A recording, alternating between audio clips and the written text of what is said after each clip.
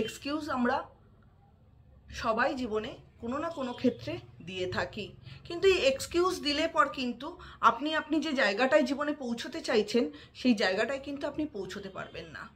আপনি জীবনে সাকসেস পেতে গেলে আপনাকে কমিটেড হতে হবে। Commitment is required. কমিটেড কীরকম হতে হবে?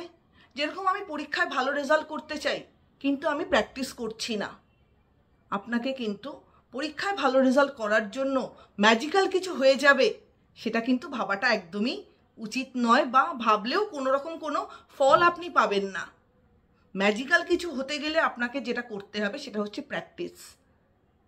আপনি কোনো টিম লিডার, হয়তো অন্য দল থেকে বা অন্য টিম থেকে লোককে হয়তো অন্য কিছু করে বা কোচিং করে আপনি হয়তো আপনার টিমে আনতে পারেন, কিন্তু আপনার যদি নিজস্ব স্কিল না থাকে, আপনার যদি সেই দক্ষতাটা না থাকে, আপনার যদি সেই কমিটমেন্টটা না থাকে, আপনি কিন্তু ওটা করেও কোনো জায়গায় সাকসেসফুল হতে পারবেন না। কাজে সাকসেসফুল হতে গেলে প্রপার কমিটমেন্ট লাগে, প্রপার প্র্যাকটিস লাগে। আর এক্সকিউজ দিয়ে কিন্তু বেশি দূর সাকসেসফুল হওয়া যায় না।